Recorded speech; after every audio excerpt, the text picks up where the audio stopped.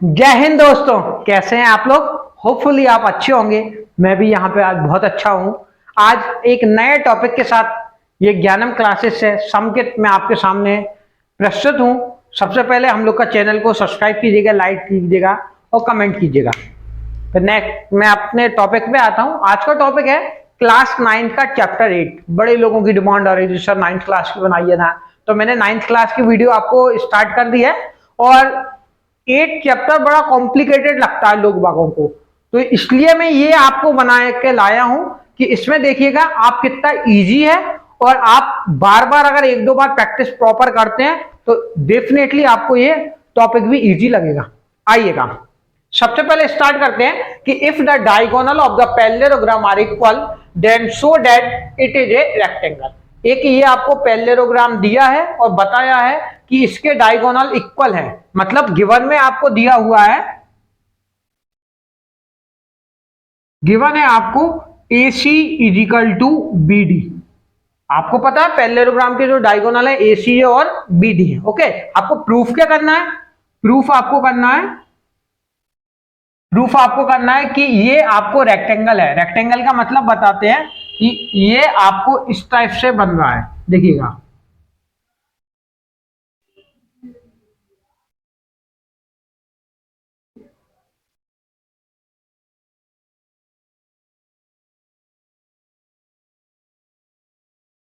आपको बताना है angle A is equal to 90, angle B is equal to 90, angle C is equal to 90 and angle D is equal to also is 90।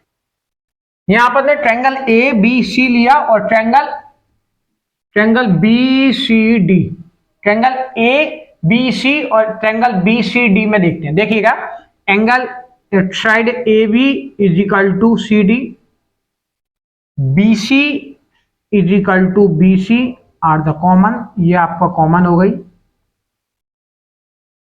AB और CD are the property of parallelogram. Parallelogram की property में AB equal to CD, BC are the common and AC is equal to BD। AC और BD आपके क्या हो गए, ये आपको गिवन था। इसके थ्रू आपको ये प्रूफ हो गया कि angle ABC is congruent to triangle BCD। कैसे प्रूफ होगा, बाय SSS, साइड की प्रॉपर्टी आपको ये कॉन्ग्रेंट प्रूफ होगा। अगर ये कॉन्ग्रेंट प्रूफ हो गए तो देखिएगा, अब ये कॉन्ग्रेंट प्रूफ हो गए तो आप लिख सकते हैं कि angle ABC equal to angle BCD by CPCT। Clear. अब ये आप लिख सकते हैं। तो देखिएगा एक प्रॉपर्टी बताते हैं ट्रांसवर्सन की। ट्रांसवर्सन की प्रॉपर्टी बताते हैं कि अगर ये आपके जो ट्रायंगल कॉन्ग्रेंट्स हैं तो इनका जो ट्रांसवर्सन होता है, ट्रांसवर्सन की प्रॉपर्टी के अकॉर्डिंग एंगल ABC और एंगल BCD इनका जो सम होता है वो 180 डिग्री होता है according the property of the transversal, या sum of the angle on the same side of the transversal. मतलब जो ट्रांसवर्सन आपकी लाइन यहां से जाती है उनकी सेम साइड के जो एंगल लेते हैं, तो ये जब एंगल इक्वल हो जाते हैं तो आप ये लिख सकते हैं कि AB is parallel to CD। तो जो AB लाइन है वो इसके पैरेलल हो गई। Okay, clear it. अब देखिएगा sum of the angle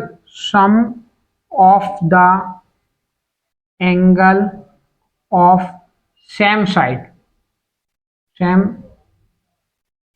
of transversal की जो सेम साइड के अकॉर्डिंग जो उनका सम देता है, मतलब angle ABC plus angle BCD is equal to 180 degree. देखिएगा आप लोग को पता है कि नहीं पता, ट्रांसवर्सन के जो सेम साइड का रहता है उनका जो सम रहता है एंगल का, दो एंगल दिए इनका जो दोनों का सम रहता है वो ऑलवेज 180 डिग्री। ओके, अब देखिएगा दोनों एंगल तो सेम है तो मैं दोनों एंगल की जगह इनकी वैल्यू पुट कर देता हूं, ABC plus angle ABC is equal to 180 degree. अब देखिएगा यहां पे आप लिख सकते हो ब्रैकेट में angle A B C equal to angle B C D. Clear है? तो ये दोनों इक्वल हो गए। ये दोनों अगर इक्वल हो जाते हैं तो देखिएगा ये हो गए angle A B C plus angle A B C, तो 2 angle A B C is equal to 180 degree. Angle A B C is equal to 180 upon 2। इसको आप कैंसिल आउट करोगे तो ये आ गया आपका 90 डिग्री। तो क्या आ गया एंगल ए बी सी। देखिएगा यहां मैं आपको बता दूं angle A B C is equal to 90 degree. It means जो एंगल बी है, जो एंगल जो बी बन रहा था, इसी को मैं एंगल बी ले लेता हूं तो एंगल बी भी 90 डिग्री ही है।